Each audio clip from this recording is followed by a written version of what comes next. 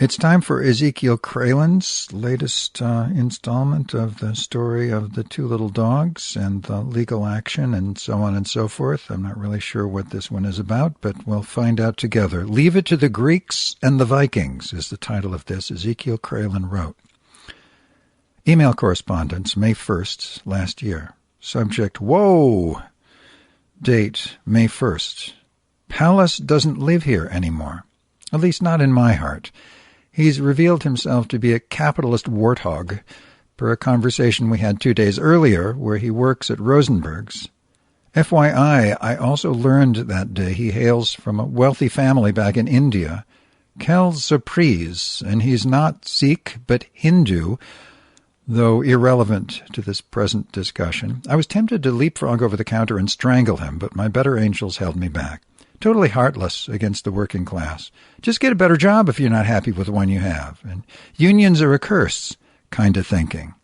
And I assure you, Watson, I did my very best to lambaste his crude perspective as courteously as possible before exiting with my small cup of golden brown elixir and blueberry muffin, but to no avail, for another customer stepped in right at that precise moment and cut me off post-haste because, filthy lucre is king, silencing all who are not his simpering toadies. Rich little elderly queer, all of 5'2", keys clattering by his hips, 'cause most likely a homeowner to boot, thus no better a hominid than Pallas. No wonder he never compliments me on my homeless outreach projects, which I've brought up now and then, with nothing more than a glassy stare in response, which served as a reminder for yours truly that I'm dealing with shopkeepers who are right-wing for the most part, ha-ha, and to think they have to put up with this brazen flower-child pilgrim because they need the money, mine along with everybody else's, and that pandemic boost in food stamps sure helped bloat their coffers while it lasted, but then once returned hovel while sipping on my coffee and taking fat bites of the muffin, I thought, now where can I go for my morning Java and muffin, assuming a wall of enmity has imposed itself between us two. But no worries, for the next morning when I stepped in, Pallas was his usual chirpy self. Methinks he was having a bit of fun at my expense, good doctor. IOW, yet another bodhisattva angel in my life, though the coffee was shockingly bitter, so unlike Rosenberg's to brew such a caustic output. In fact, it's never happened before. I made it especially strong today, he announced, since it's cold outside, and people like that extra kick in bad weather. Well, it wasn't that cold, just a bracing, foggy chill, besides which we San Franciscans have recently had to endure more than 3 months of truly frigid weather, yet their coffee remained kind and flavorful on the tongue, just the way I like it. Not me, I replied, while lifting the pot from its nook. I'll have to add extra cream to it, or it'll burn a hole in my stomach and leave a sour taste in my mouth for hours. So now I ask myself, Watson, what's up with the absinthian concoction? Pallas's subtle way of getting back at me? I wager so, since the coffee resumed its amiable character by the next day. Plaintiff. Another spoiled rich foreigner with drama queen traits? ? He hails from the city of KNYO, in the Shandong province, a rather affluent region in China. From Wikipedia. Shandong is one of China's richest provinces, and its economic development focuses on large enterprises with well-known brand names. Shandong is the biggest industrial producer and one of the top manufacturing provinces in China. So, this fellow, just like our Pallas, does not number among the poor huddled masses fleeing oppression and poverty, Watson. These are the stinky rich, running at breakneck speed to worship the fatted golden calf of capitalism at the feet of Baal. Fort Knox is their Kaaba, so to speak.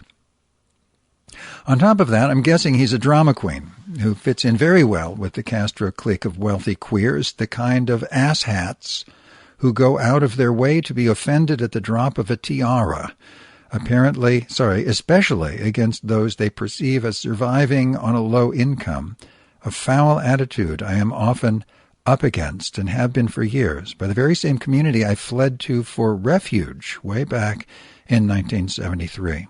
But again, I must apply my bodhisattva presence to this situation. Thus, the plaintiff is likewise running me through another gauntlet to sharpen my skills in turning each crisis into a positive outcome for all parties involved, and deflecting, or at least vanquishing, any negative emotion on my part. In such an interpretation, then, all drama queen attacks upon yours truly are nothing more than helping me along my path, and in so doing, I also become the hero. Sidebar. Honestly, Watson, I'm absolutely jonesing to dance these days.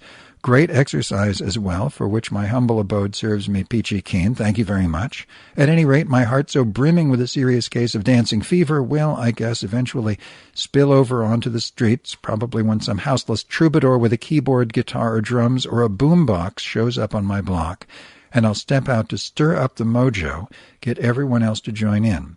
Now I grok Deke's love for the ghetto subculture and the rap music born from it.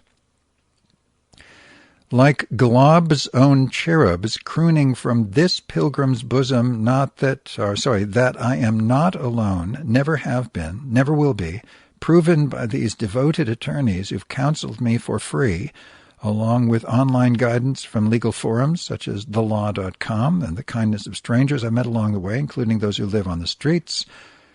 Hindsight is indeed a lovely thing, Watson. There should be a saint, a legendary hero, or a god for that. Wait a minute, good physician. There is a god of hindsight, I just discovered, and once again, leave it to the Greeks. Epimetheus from Mythopedia. Quote, Epimetheus' chief attribute was his foolishness. In most stories, he serves as a foil to his cleverer brother Prometheus, with Prometheus' forethought and foresight standing in sharp contrast to Epimetheus' afterthought and hindsight. Well, that's not very flattering. Maybe I can find some other deity of hindsight who puts a nicer spin on it, seeing as hindsight is not always or even usually born of foolish behavior, but is a culmination of experiences and observations that lead to some kind of revelation. So let's see. Aha, here we go. I'm sure I don't know how to pronounce this properly. Huginn and Muninn. Huginn and Muninn. Odin's ravens. So we're back to him again. For their names mean thought and memory, respectively, or something like that. Because more expensive in their roles than those simple words convey, they are an extension of Odin's psyche, in other words, his eyes and ears. Odin is also a shaman, by the way. So his appearance before me as a homeless fellow makes perfect sense. To be continued.